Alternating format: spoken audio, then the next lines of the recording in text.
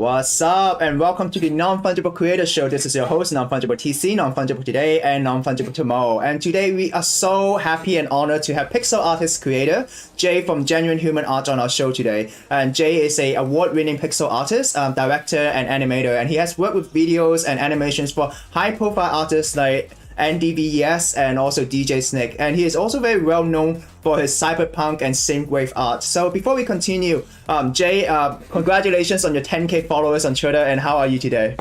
Thank you very much. Yeah, I'm good. I'm good. It's great to be here and great to talk about the art and the space. So yeah, I'm feeling good. Yeah, awesome. And yeah, thank you so much for being with us today. And can you tell us more about your background, how you started in animations? Sure. Well, my background going way back is in animation in the pencil and paper days. That's how I started as an animator. And then I became a director. I was directing commercials and then TV shows. And from there became a creator and a writer. So I've actually had this long path and long career.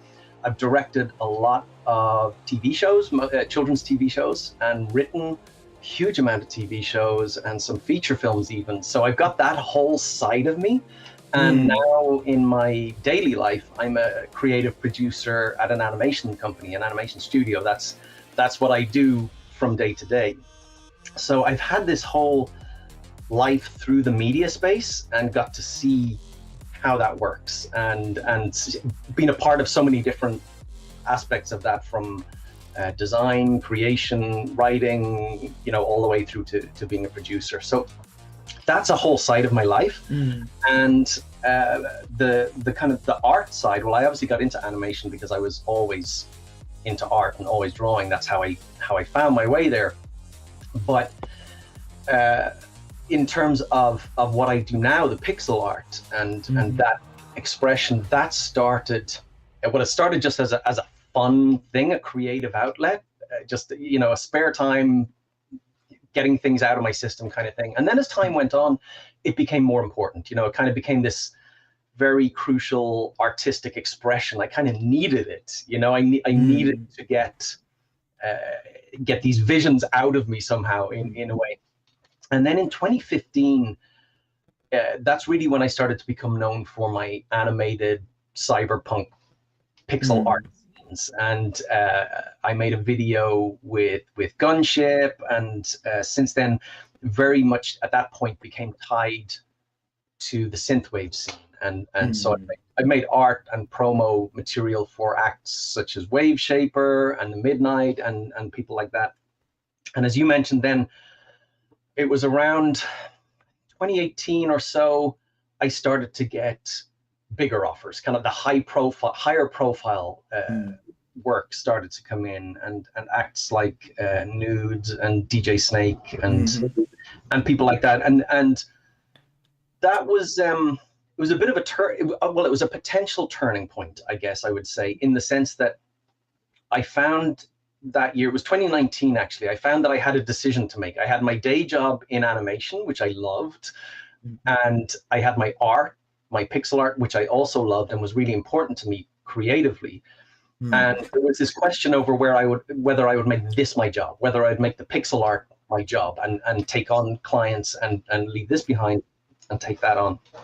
And I actually made the decision at the end of 2019 not to do that, because the pixel art was such an important form of expression for me. I'm making it sound bigger than it is, but I needed that creative outlet that was personal and was just me, rather than it becoming a job. In 2019, I pretty much wound down all commission work and decided to make focus my art on just what I want to make and just that personal expression. And then cut to a year later, 2020, which I know we'll talk about Web3 and all of that, but cut to a year later after making that decision. And then I'm in the crypto art space where it's a perfect fit, where I can still have that creative expression and art now. It's free from the needs of the commissions, and for me, it's a deeper thing. It's a more personal thing. So I'm on this kind of journey with my art and my expression, and that's kind of how I got here. And yeah, I think sometimes as well that journey, that it all of those pieces along the way lead to a person's art. And I think sometimes people see that history almost in the art, even if they don't recognize it. That's partly what they're connecting to. They can feel that journey through the art. So yeah, that's how I got here. Yeah, I kind of relate to you as well, because in the past I worked in a TV station as well. So I've seen directors, I've seen, people who, work in media as a full-time job, and then, they all got in when they are very passionate about what they're doing, right? But once it becomes a job, once it's all about the views and, once it's all about the advertisement and things like that, they start to lose the passion. And then they do need to find something else to help them, find that spot in them. Like, why did they do this in the first place? So thank you so much for sharing your story about how, pixel art is the way where you find the spot of how you got in the whole thing in the first place. So I just wanted to ask you about your Web3 story, which you kind of hinted at as well. Like, as someone who's from a traditional animation or pixel animation background, how did you get into Web3? How did you get into NFTs? Well, the first exposure actually that I had to the whole concept was in 2018 through Coin Artist, who was with Blockade Games, and she was making a game and had been in touch at that time. And it was a time when I was really busy and I didn't have the mental space to engage with it. But it's funny that kind of happened, and I almost didn't realize it. I didn't fully know what this is. I didn't understand it. I didn't have the time to kind of research it.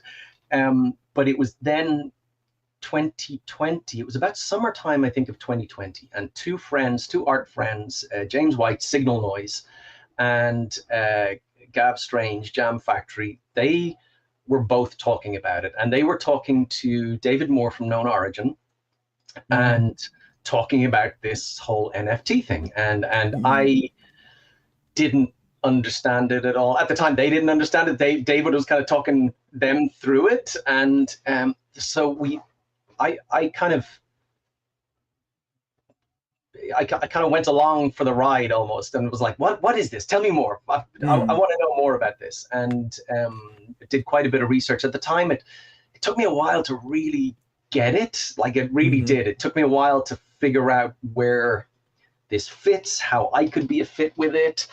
But when I understood it, and it was actually when I made the connection to traditional art, to how a painting is sold, and how anyone could see that painting, but the painting has an owner, and that was really it for me. And David Moore in Known Origin was a massive help there. I mean, he really helped me through that whole process. And Known Origin, they're amazing when it comes to engaging with artists and emerging artists getting into the space. So it was a huge help. So I minted my first piece on Known Origin in October, the very start of October 2020. And it was a piece called Cyber Dream XE. It was one of my Visor series pieces, which I kind of rebuilt specifically for crypto art, a kind of new version of an existing piece. And it sold a couple of weeks later, and the whole thing kicked off from there. And it's funny, that was only 2020. It feels like so much has happened since then. There'll be so many ups and downs and changes, and so much happens in the space. And that's what's really exciting. I think it's moving so fast, and there's so much experimentation, people trying different things. Like, I'm sure you remember when people were selling tweets, that kind of thing. It just kind of happens for a few weeks and then suddenly it's gone, and it's just it's a very exciting space. And as an artist, for me, the thing that grabbed me was this idea of an emerging new digital art market. And that to me is huge, because I think NFTs can be so many things, and they are so many things. But for me, it was that idea of a digital art market. I just thought that's it. That's what we need. We need this thing. So yeah, that's how I got into it. And yeah, it's been really exciting. It can be hard, I think, for artists. I think it can be hard, even when you're doing well. the space. The thing with art is personal. You know, it's very, or at least for me, it's personal. I think for a lot of artists, it's very personal. You know, every time you put up a piece, you're kind of exposed when you put up a piece. It's like a piece of yourself. It's not business. You know, people can buy and trade certain things, and it's just business. When it comes to art, it's a deeper thing. It's a personal thing, and so it actually can be hard mentally, I find, even when you're doing well, and sometimes actually especially when you're doing well. So I've had one of the things that's been great is because James, Signal Noise, and Jam Factory started they got in just before I did, and so I was on that journey with them. And at the same time, another couple of artists, Matt Griffin, Griff Crypto, and Chris Skinner. Chris Skinner got into it as well, and we kind of formed this little support group. So there's me and Matt Griffin, Signal Noise, Jam Factory, and Chris Skinner, and we have chatted every single day really since we got into it, and it's great to have that little support group. But you know, we kind of keep each other going. It's really good. Yeah. So. Yeah, absolutely. I mean, thank you so much for sharing from an artist's perspective. Like, because in this space, we have thousands of profile picture projects coming out, and to a certain extent, a lot of collectors are treating NFTs like commodities, like trying to flip like the next 100, 1000x. But what they do not know is that there is other artists that do 1 out of 1 editions, like yourself. And it is very vulnerable because you're sharing your emotions and you're trying to let people know about your story, because you're kind of putting your heart and soul into an art, right? Yeah. So, and that is one of the reasons why I wanted to ask you about your name as well. Your art is branded under the name Genuine Human Art, right? Is it possible to share more about that with us? Sure. Well, it's funny because that's kind of entirely accidental. It's, when I started pixel art, the reason I started pixel art originally was to make these very simple single panel cartoons. Yeah, that's them. That's the type. And I just had these funny ideas. Okay, I say funny. Some of them were funny. Most of them were not funny. But I just needed a way to draw them really quickly. And when you make very low res pixel art like that, it can be very quick. So it was a way of quickly getting a lot of ideas out of my head. And when I started these, the idea was that they were stupid things that people did. And that's where the name Genuine Humans came from, because this is like genuine human stuff, even though it was kind of exposing, I guess, the silly side of people, the ridiculous things that we do. And so I did that, and I made hundreds of those. There's like a bank of hundreds of those. And then I, cut to a few years later, and I was exploring pixel art in a much more, a much more sophisticated way, and really getting into the art side of it and seeing what I could make and trying to push those boundaries. And I also at the time had a Twitter account under my real name, which was very much about animation and children's media and my writing, but also then these cyberpunk pixel art GIFs, and it was like such a weird thing. It didn't fit, and I thought, okay, I've got to split these two off. I've got to move these, and I had that Genuine Human Twitter account sitting there, so I just thought, okay, I'm going to put these out under the Genuine Human Twitter, and so it kind of stuck that way. But now, definitely in the last few years, my art is really, what I try and do is explore connection, human connection, the little moments of finding each other, or those little moments of emotion and those feelings, those little butterflies, the little wobbles in your chest when you meet somebody that you connect with. And so my art is about that human connection. So even though it was entirely accidental, the name has actually turned out to be a complete fit. It wasn't intentional. I think if I'd chosen the name deliberately, I would have gone for something way cooler. But Genuine Human stuck. Yeah. So that's how it got there. And that really touched me. Like, the reason why I found you was I saw your 2022 piece and it was trending under NFT, and I saw it and I was like, hey, it's so beautiful, because like you can see the lantern lights, and lantern lights is something that a lot of Taiwanese people lit during Chinese New Year, and then to have like the wishes for the next year. And then you are also using a cyberpunk theme, which is similar to my channel as well. So I was like, and one thing I really admire you is that you are able to convey that genuine human feeling in your art, because pixel art, it's kind of simple in a way, but it is also very complicated in a way that you have to transfer your human emotions into it. So I was just wondering if you could walk us through about your collections, and also how you convey your human emotions in these collections. Yeah, and that really is, I guess that's what I see as my challenge, and my, that's what I'm desperately searching for. And on each new piece, I'm kind of searching for another level of emotion, or I'm trying to convey a feeling that either I remember or I want, almost, or there's so much of it is about those feelings. And the thing with pixel art, or the thing that for me with pixel art, like I said earlier, I started because making stuff really low res is quick, but once you start getting complex, the art is actually really slow, because I build up these images pixel by pixel, one by one. It's building blocks.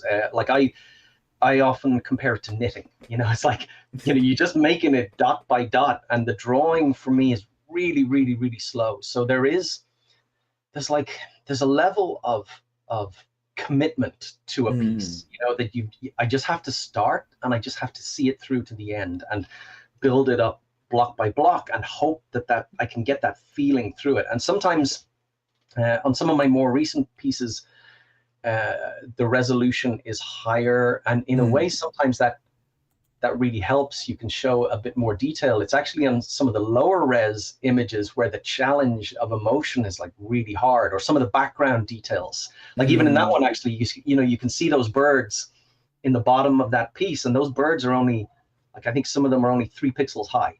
Wow. And so it's like, each piece is a challenge. It's like, can I get the clarity of these birds and that movement in just 3 pixels high? And I love that challenge. Every time I love that challenge of like, okay, how am I going to do this? And so it's a slow way to make art. But it's funny, because the workflow, what I found for me is I don't have a consistent workflow. I almost reinvent my working method for every piece, to the point where sometimes I look back at my old art and I look at it and go, oh, I don't know how I made that part, or that's a weird way of doing it. I don't know if I would have known to do that, and yet obviously my past self did that. So the process, though, I guess it's split into 3 parts. The first part is the drawing of it, and that's usually the longest part. I do my drawing in an app called Pixaki on the iPad, and it's a very simple app to use, and it does exactly what I need it to. I can build up pieces block by block, and it can take a long time. So my New Year's piece, for example, they've got bigger and bigger each year, and the scale of those and the scope of those got bigger each year. So I started that 2022 piece just before the start of November, to have it ready for New Year's Eve. Wow. So it was more than 2 months. And I think over that, it was probably around 120 hours work, I'd say, split across that 2 months. And those are my biggest pieces each year. The year's pieces are by far my biggest pieces each year. So they take a long time. So yeah, there's all the drawing, and then there's the animation. And the animation is a whole job in itself of each part. So I kind of split up the drawing and then animate each part piece by piece. And you can see there on Super Rare and the new 2022 piece that one of the things I've really tried to capture in the last year, my art is kind of evolving, and I really want to capture subtleties, the subtleties of movement, and maybe even on a glance, somebody looks at it and they think it's a still, but then they take a moment to look closer and they see all these moving parts and the little pieces of life. It's about giving it life, and that animation, that can take a long time. And then once I've got those elements, I put it all together in After Effects and composite it together. And that's the final finish. So it's a long process. Some pieces are easier than others or shorter than others. Definitely my New Year's pieces are huge, and nothing in a year can have that scale, or else I'd get no art made. So, and it's interesting what you were saying about sometimes art being considered a commodity, because it is something I struggled with early on in terms of pricing, and in terms of pricing things correctly for collectors, that if I sold a piece for 3/8, then the next piece must be that. But for me, one art doesn't necessarily equal one art. One piece might be huge and ambitious in scope and scale and take me 2 months, whereas another piece might be smaller, simpler, and might just take 2 weeks. And those things aren't necessarily the same thing, Yeah. So for me, it's not the case that all the art is equal, I guess. Yeah, I think that's a definitely interesting question to talk about, because I do have artists reaching out to me. Hey, I'm listing my first piece. How much should I sell it for, right? Yeah. But the way you're saying it is, besides the time and effort that you put into the art, it is also about, how you feel towards that art, right? How you value it as an artist. And that is why you're pricing a certain piece higher than the other piece. Yeah. And I think that's definitely really interesting. And out of curiosity, I see that your art is, there's a lot of human emotions, like what we saw just now in your years piece. And also you have the moments piece, which is kind of like different type of scenes in a cyberpunk, dystopian world. So I was just wondering if you could tell us more about your inspiration, maybe starting with the moments piece. Sure. Well, yeah, definitely. Like, cyberpunk has always been such a huge influence for me, and really where that comes from is that when I was a kid, this is the world I thought we'd be living in now. So for me, these images aren't futuristic. They're almost like a now that could have been, and so that's the way I consider those. It's like this alternative version of a now. But I think one of the things with cyberpunk, because I was always a huge cyberpunk fan, and a fan of so many of the short stories from the 80s, and obviously there's films like Blade Runner and so on that are huge influences. But the thing with cyberpunk is that for a large part it was a warning. It was not, it's not something to aspire to. It was like, this is often it's a very dark vision of the future. And I actually think that even though visually we're not living in this same world, a lot of things that cyberpunk authors predicted we're living in right now. We are kind of living in a cyberpunk future, essentially. It just it doesn't look as cool. And I think sometimes people just remember the cool aspects of cyberpunk, how it looks cool. And so that's something I've given a lot of thought to. I don't know if a lot of people give enough thought to cyberpunk in a way, but it's something I've given a lot of thought to, because I kind of worked through this cyberpunk vision and came out the other side of it, where I want my world to almost be post-cyberpunk, after cyberpunk. It's like cyberpunk has happened. These things that we're living in now, the Facebooks, the influences of social media and stuff. It's like we've lived through those things and are actually coming out the other side. So I actually want to present a more positive vision of the way the world could be. It has some of that cyberpunk vision and visuals, but the warning of cyberpunk, I want to believe that we can get through that and get over that and reach a more positive future and build towards a better future. And so a lot of my art, and I think you can see it sometimes in the colors, really. If you look at my art in the last year, for example, and compare it to my art from maybe 5 years ago or 6 years ago, I think I'm hoping it feels more positive. I'm hoping it feels brighter, feels more optimistic. And because I guess I just want to believe in a better future, and I want to retain those old inspirations, but learn from them, learn from the warnings, and do better almost of cyberpunk. Yeah, the influences, cyberpunk is a huge influence.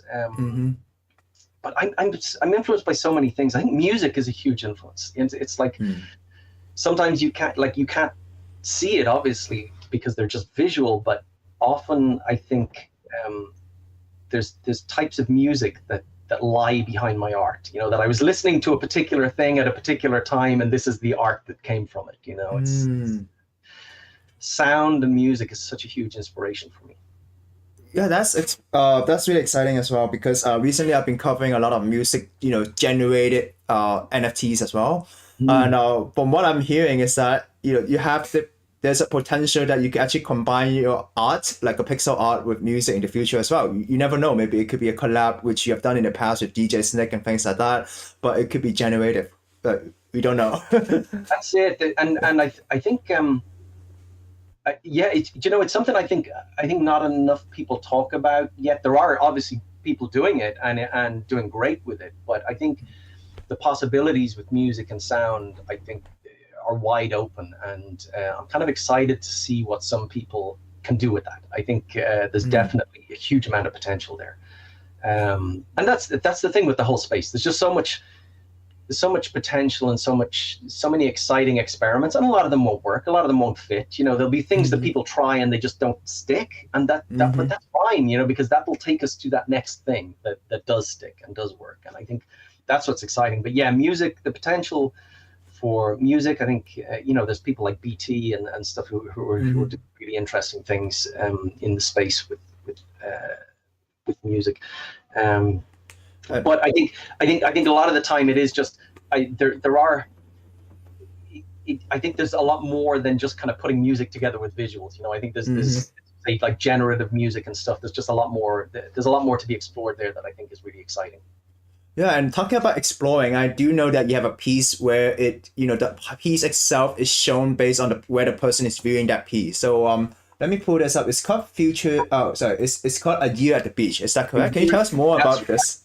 Yeah, A Year at the Beach. So the idea with A Year at the Beach is that it displays differently depending on when you're viewing it. And so here, actually, yeah, you've got it open there, and it's showing the winter state at night, and that's what you're seeing there now. I'm curious actually to see if I pull it up here for myself.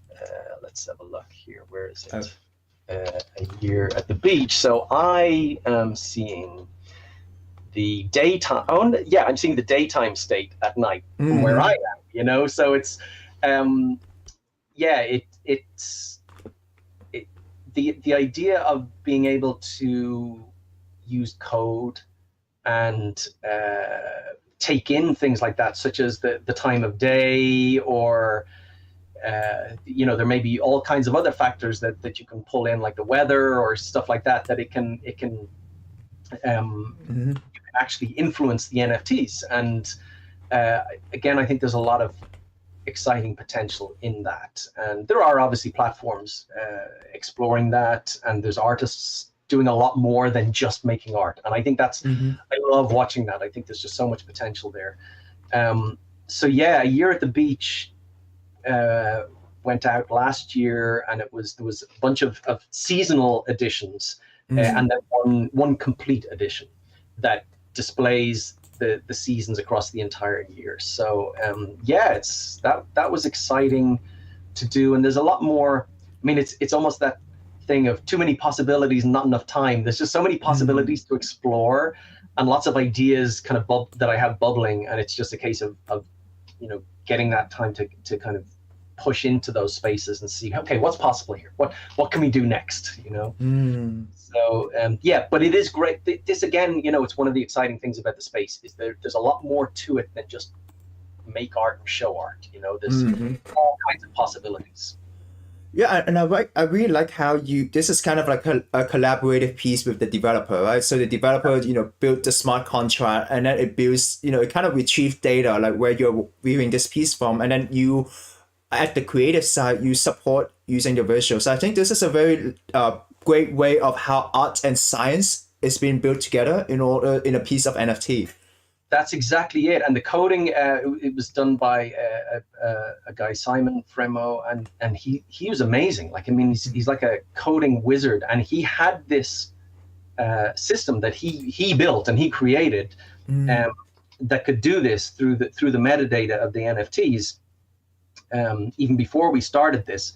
And it was like, it was almost a case of he had it ready to go. He knew how this could work. He had the vision for it. He needed the platforms to be able to plug into it. You know, he kind of needed them to be able to support it, but he had this vision. And that whole side of it, the coding side of it, and the coders, there is something like, they are artists in their own right. You know, this is art.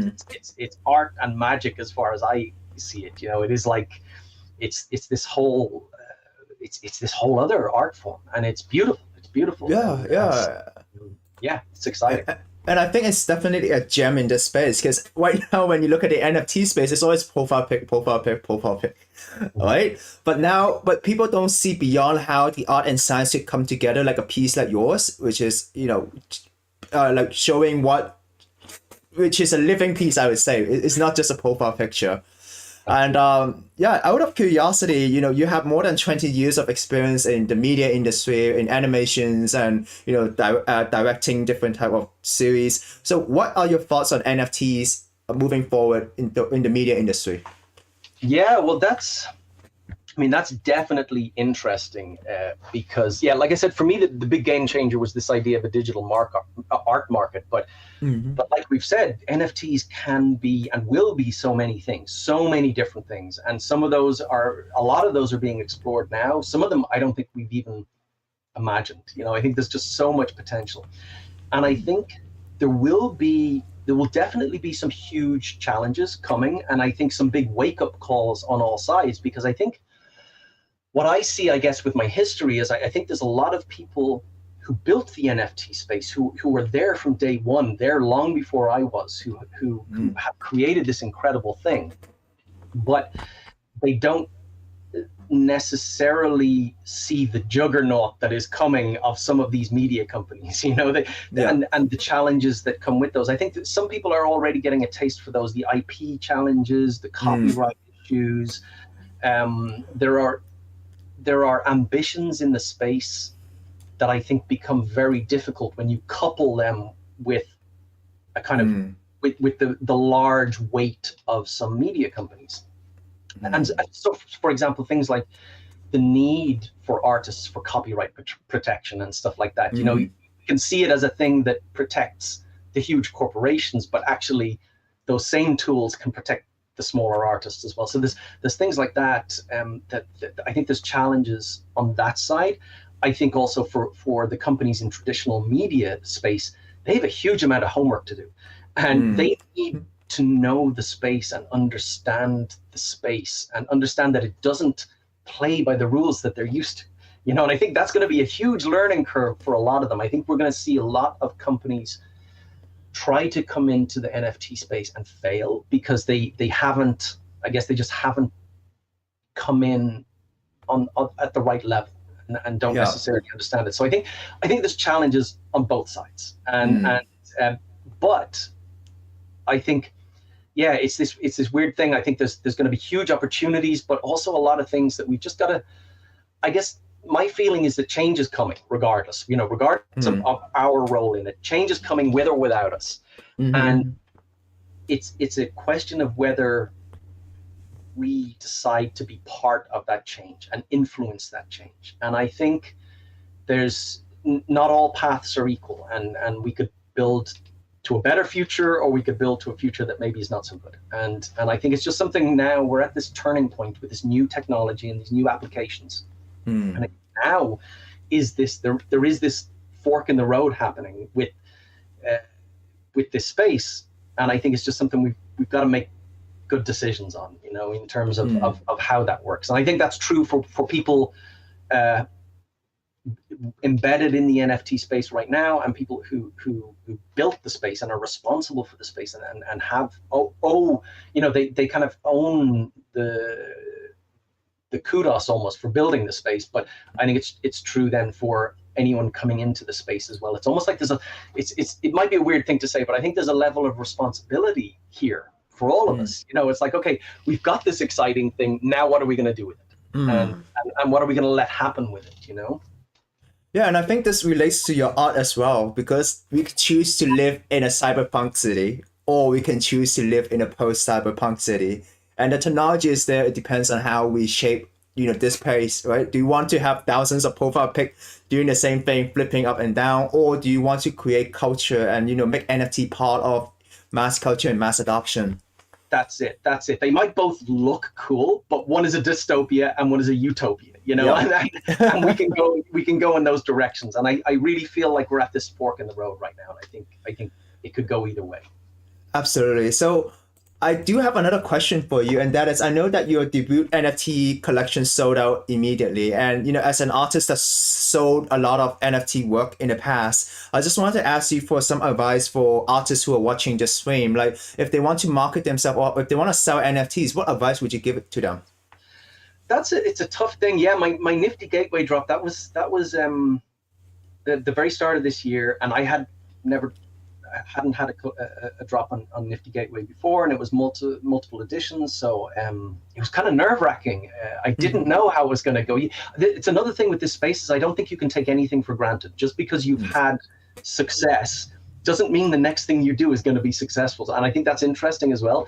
So I didn't know how that was going to go. Yeah, it sold out in minutes, and I was like amazed. It was stunning. But it's a tricky thing giving advice in this space because it's so new, and because there's so many things that will work one day that won't work the next.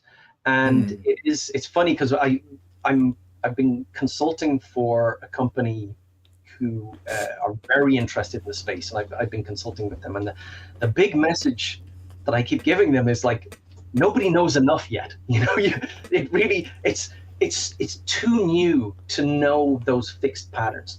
And so I think when somebody is coming into the space, an artist coming into the space, what I would say to them is experiment and try different things, see what fits and what doesn't. But when in doubt, come back to what they love. Come back to your strengths.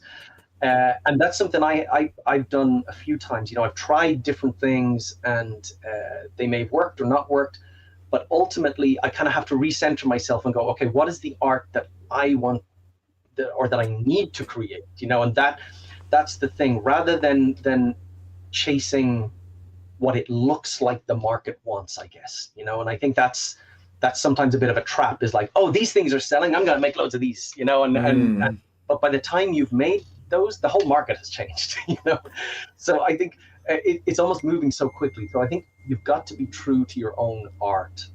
I think that's a big thing. But at the same time, you can experiment. I think it is a tough space. I would advise people first and foremost to connect with people in the space. You've got to be there as part of the community. You've got to find your people, find your tribe almost. You can't just drop a piece and that's it. It's like, job done, everything's cool, I'm finished. I've won crypto art. That's not going to happen. You have to get to know the space. You have to get to know the people, get to know the platforms, and see what you love from other people before you necessarily worry about how are people going to love what I do. It's kind of soak it all in first, I think, and then step into it, and get your art out there and show it to people, and understand that what works for somebody else may not work for you. You have to find your own path and your own niche. But I think the big thing is to engage with the community, do your research, be part of it. Share your own experiences. Actually, you can have your own advice even if you've just stepped into the NFT space, because you may have other history behind you. For example, when I started, I had no clue of the NFT space, not a clue. But if somebody had a question on like the media industry or whatever, it's like, okay, I've got a bit of experience here. I can't tell you what's going to work in the NFT space, but I can tell you here's how a traditional media company might approach this. And so everyone has something to share, a story to share. So yeah, be part of it, engage. The other thing I would say is look after your mental health. The space, it's a weird thing. I think a lot of artists have come up against this, is that the space is so transparent that you can see what every other piece is selling for. You've got this direct comparison. And I think we spent so many years having our art devalued on social media that art is free. put it out there and it's free, and that's how art is. And one of the amazing things about this space for me is that it changes that perception. You know, it starts to claw back some of the value of art. But doing that, I think it's a difficult thing for artists to suddenly wake up and find that there's a price tag on their art, and that the price tag on their art might not match the price tag of other artists, you know, or suddenly like, you know, you'll make a great sale and you have this moment of, oh my God, this is amazing. And then the next tweet is somebody who sold a piece for 10 times that, and you're going, oh, okay. Oh, that's, you know, what do I do with that information? You know, I think you have to look after your mental health. It can be a tough space. So yeah, I think it's a hard thing to know what to advise though artists. I think everyone has to find their own path ultimately. But absolutely. Thank you so much for like, it is a very genuine sharing, you know, looking out for your mental health, because even as an art collector or as someone who like myself being in the space, it's hard to not compare with other people. You see people, you know, buying and selling and then, you know, flipping this piece for 100 ETH, you know, being in certain projects at the right time in the right place. But then sometimes you look at yourself, it's kind of like social media when we go into, you know, social media where you compare the likes, but now it's exemplified, I would say, because the people who are using those profile pictures are trying to let people know how rich they are, right? So it's amplified. That's exactly it. I think it's amplified because not only it's kind of like the likes, you know, it's like I tweeted this and got 10 likes, this person tweeted this nonsense and got 500 likes, except the difference is that what they're getting or, you know, what you're getting might actually change your life. You know, it might actually be life changing. So it's a lot of pressure. It's a lot of pressure. And if it's funny, there was a time early on, I remember I put out a piece and it didn't sell for weeks. Like, you know, it took ages to sell. And I was tormented over it. And my wife said to me, she said, if you can't play well in crypto, you're not going to be allowed to play at all. You know, because I had to just like, it was just becoming too big in my head of like, well, why isn't this selling? Did I make the wrong piece? Did I do it wrong? Did I promote it wrong? No, it can get in there into your brain. So you do need to be careful with that. And I really appreciate what you said about the community, because you have to know the community, and also you and several artists have formed the support group as a community. So I do know that you are a creator of the Pixel Art NFT Week, where you know bring together speakers who are into pixel art. So I just want to ask you more about the pixel artist scene. Yeah, well, the Pixel Art NFT Week, that was great to do, and it was actually, I felt it was really important. It came at the time, I felt like there was this perception from some people, not necessarily from a lot of people, but from some people, there was a perception that pixel art was for low effort projects. And the reality actually is that we have some of the best premium pixel art talent in the space. Like, we have incredible pixel artists. We just and in the space, and all contributing, all taking the medium. And pixel art is a medium. You know, you can use it in so many different ways. And we have some of the best talent in the space doing their unique thing with it. You know, their art is completely different to my art. It's completely different to each other. And so I wanted to get us together and to showcase the best in pixel art talent and show people the range and the diversity of skills and all this incredible artwork, to introduce a lot of people actually to this whole other side of pixel art. You know, they may have seen whatever projects, they may know CryptoPunks or whatever, but actually there's this whole other side of crypto art. And so yeah, it was I think it was it July of last year, summer of last year, we did talks, we had a gallery exhibition, and we heard from each of the artists and about their journeys and their how they make their art and how they approach their art, and it was great. And we showcased a lot of their art. So we had artists like E-Boy who are I mean they're OGs of pixel art, and we're doing it in a time when nobody else was doing it. We had the likes of who do we have? We had May from Japan, who creates beautiful emotional artwork. Banpaku, also from Japan, his art is completely unique. We had Maxwell Stepp, who creates these gorgeous portraits, beautiful pixel art portraits, like nobody else. And Gordon Zushold, who also works in voxels and creates these gorgeous cyberpunk scenes, and so many other artists. Like we had a whole, you've got the list there on the website. Yeah. Every one of those artists is worth exploring and delving into, and they're each doing their different thing. And because I think it's one of those things, if you see a piece of pixel art and you don't like it, that's fine, but actually check out these other pixel artists. You know, even if it's mine, if you look at a piece of my art and go, no, that's not for me, but go check out those other pixel artists, because every pixel artist is doing their own thing in a different way, and you will see something that opens your mind to what this art form can make. It's an exciting art form. You know, it's limited in so many ways, and then to see how people can push those boundaries is just incredible. Yeah, and definitely, I do agree with you, and I would definitely add this in the description link, so anyone who is interested could, check this out. So before we wrap up, do you have anything else that you would like to share with the audience? Let's see. Well, I do have some new pieces in the works. My art takes a lot of, it takes time, so my drops don't happen all that regularly, but there are some new pieces brewing.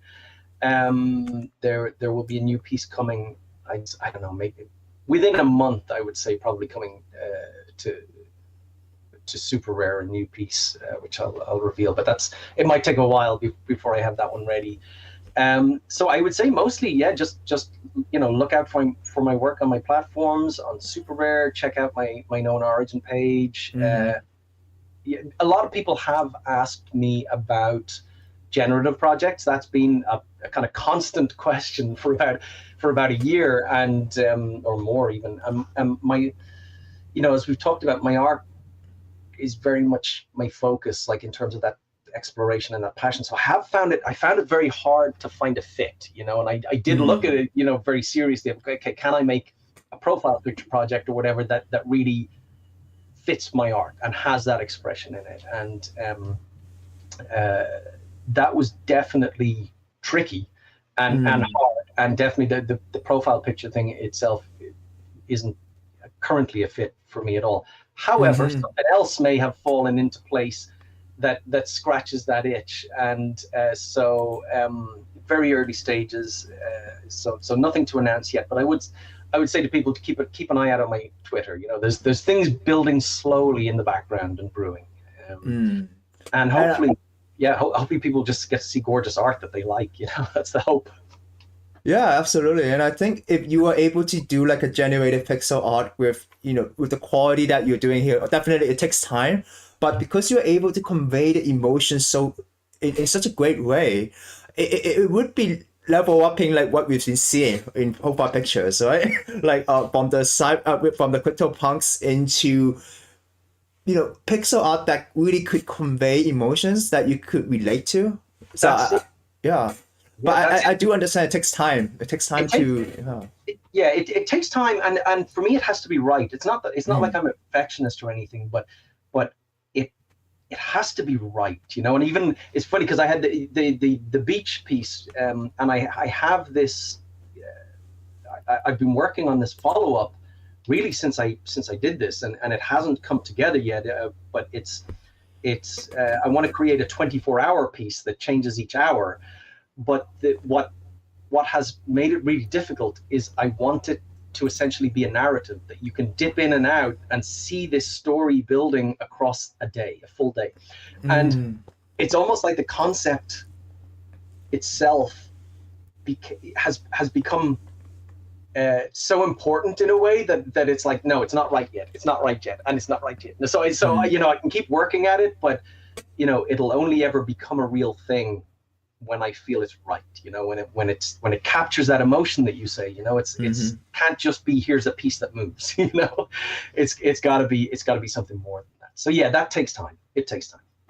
Yeah, and the details that you put into your piece, like this one that we're seeing, like the way that she's smoking, you kind of feel like she's looking at the seaside, and then you feel that emotion, right? There's a lot of small details that you have to put in because it's so simple in a way that it's pixel art, but it is not simple in a way that you have to convey that emotion. So yeah, thank you so much for sharing your experience with us and also sharing your story and your background. And I'm really honored, like, because I'm during this time till the end of February 11th, I actually am able to put your art in my metaverse puzzle. So I feel really honored because, as you said, what I did is I featured the year's art, which is the piece that you do every year. And what I really appreciate is that you actually do have a story since 2014. Like you each piece has a story, and I really enjoy reading your story and seeing how your art evolved over time. Yeah, and that's the thing, because it is, and it's interesting even for me to look back at them, because they are very much a document of a place in time, and not just where, one aspect is where I was artistically, but then the other part is what was the world like, what was going through my head, and I sometimes that's depicted very obviously in the piece, and sometimes it's not. Like in 2020 was an interesting one, because that's the one where I drew the world on fire, and so I made that at the end of 2019. The pandemic hadn't happened yet, and I didn't know what 2020 was going to be like, but I had this feeling on my gut, like it was just unsettling feeling of something's not right. And so that came out in the piece, whereas you can see it there compared to 2021. And even though 2021 was not the blissful year I had hoped for, that piece really, I wanted it to be hopeful. I wanted it to have this sense of, no, we can be better. We can have better. We can, we can come out of this. And so, yeah, quite often the art each year is saying something about my own mental space of what I wanted or how I felt. Yeah, and thank you so much for sharing, like being so vulnerable to your audience and sharing your mental space through your art. I'm definitely looking forward to your piece next year. And I think if anyone is watching, if you want to participate before February 11th, we do have POAPs that we're giving away. So if you're here in this gallery, take a screenshot, send it to any of us, and we'll definitely give you the POAPs. So yeah, Jay, thank you so much for being here with us today. And I really appreciate it. Yeah, thank you so much. Thank you. It's been a lot of fun, and thanks so much for the interest in my art. It's been great to chat about it. I love talking about it. Yeah, absolutely. And this actually concludes the end of our show. For those of you who are watching, follow and like and subscribe to content, and follow Jay and follow his Twitter. His Twitter is in the description, and then he's doing a lot of new art. So definitely, Jay, we look forward to your new art in the future. And thank you so much for being here. Thank you. Bye bye.